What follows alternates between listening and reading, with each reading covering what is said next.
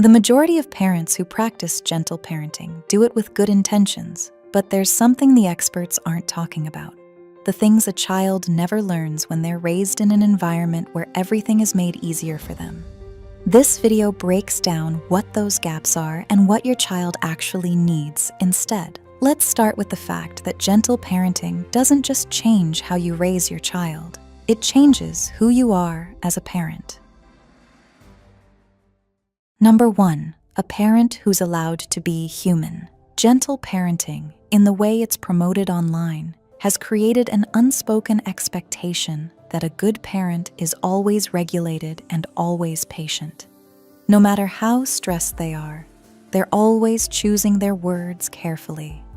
Every frustration has to be narrated in a calm voice, every reaction has to be measured, and every hard moment becomes a performance of composure that, let's be honest, nobody can actually sustain. Picture this. Your child throws their plate across the kitchen for the 3rd time in a row. You're exhausted, you've barely slept, and every part of you wants to shout, "I've had enough! Stop!" But the gentle parenting script in your head says you should kneel down, make eye contact, and say, "I can see you're having big feelings about dinner." So you do, and your child looks at you, knows you're furious, and watches you pretend you're not. That's not emotional intelligence. That's teaching your child that feelings need to be hidden behind the right language. The truth is, children don't need a parent who is perfectly in control all the time. They need a parent who gets frustrated and shows it, who occasionally gets it wrong and doesn't pretend otherwise, and who demonstrates through their own behavior that emotions aren't dangerous, even the messy ones. A child who watches you say, "I'm really frustrated right now and I need a minute," is learning far more than a child who watches you pretend to be calm when everything about your body language says the opposite. Number 2, the word no, without a negotiation. The second thing gentle parenting will never give your child is a clean, simple no, and more importantly, the ability to tolerate hearing it. Somewhere in the last decade, the word no became something parents felt they had to justify, soften, rephrase, or turn into a 5-minute collaborative discussion about feelings and alternatives.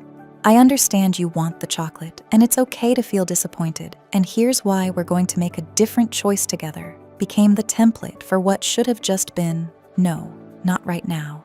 A lot of parents mistakenly think this is a healthy way to connect with their child, but it's not. It's actually a form of negotiation disguised as empathy, and children are smart enough to know the difference. What they actually learn from it is that every boundary is a conversation, and every limit is up for debate. They quickly realize that if they push long enough or express enough emotion, the answer might change. Here's the thing to remember. The world will not explain itself to your child every time it tells them no, and it won't step in every time something feels hard. A teacher won't, a friend won't, a boss won't, and a child who has never practiced sitting with discomfort without a soothing explanation or a rescue plan attached to it is a child who hasn't been prepared for how most of life actually works. But this doesn't mean you have to be cold about it, and it doesn't mean withholding your reasoning every time. It just means that sometimes, no is the whole sentence. And by teaching your child to learn to hear it without falling apart, you're setting them up for greater resilience in the future. Number 3, the power of repair. The third thing gentle parenting will never give your child is the ability to recover when a relationship hits a rough patch. Because gentle parenting is so focused on keeping everything smooth that it never lets things go wrong in the first place. Researcher Ed Tronick studied thousands of interactions between parents and infants, and he found that in healthy, functional families, around 70% of those interactions involve some kind of mismatch, such as a misread signal, a moment of impatience, or a small disconnection. Unsurprisingly, the children who thrived weren't the ones whose parents avoided those mismatches. They were the ones whose parents came back afterwards and repaired them. Here's what that looks like in real life. Imagine you've had a terrible day and your child does something minor. They leave their shoes in the hallway for the 100th time. You snap at them in a moment of frustration. In a gentle parenting framework, that moment is a failure.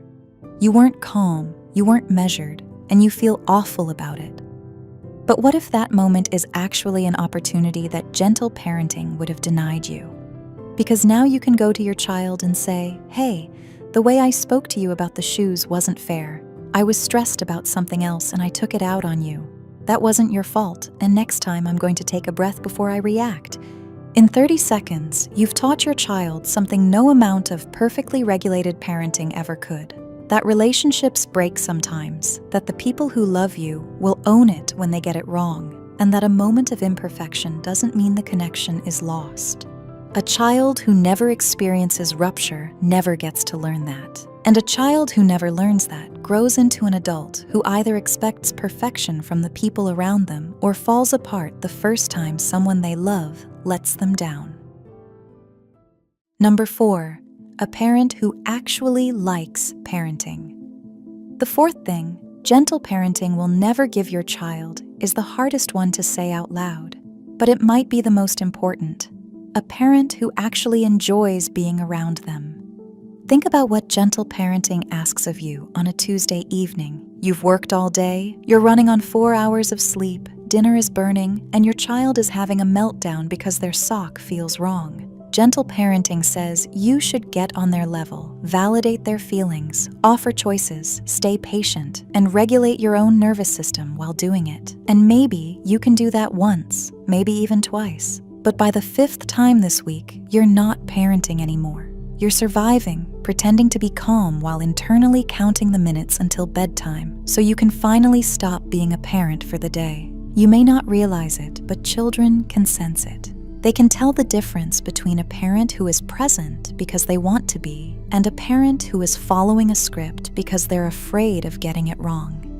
They know when you're enjoying them, and they know when you're enduring them, and that knowledge sticks somewhere deep within them, deeper than any perfectly worded validation ever will. A child who grows up with a parent who genuinely likes spending time with them absorbs something that no technique can manufacture: the feeling of being wanted, not managed or carefully optimized or handled in a certain way because the experts recommend it, just wanted. And that feeling becomes the baseline for how they expect to be treated by everyone else for the rest of their lives. So if gentle parenting has turned you into someone who dreads the hard moments, even though you have a perfectly rehearsed script for each time there is a meltdown, that's not a parenting win. That's a sign that you and your child need a reset, a way to connect that is authentic, at times messy, but always very human. None of this means gentle parenting is wrong. The intention behind it, to raise children with more empathy and less fear, was a good one, and it moved the conversation in a direction that genuinely needed to happen. But your child doesn't need you to be gentle all the time. They need you to be real, to be sturdy, to come back when things break, and to actually want to be in the room with them. Not because a viral parenting method told you to, but because you remember why you became a parent in the first place. If you enjoyed this video and want to understand how different parenting styles shape who a child becomes, including the 2 that do the most lasting damage, watch our recent video on 5 parenting styles, including the 2 most toxic. The link is on screen now. Subscribe. There's a lot more coming.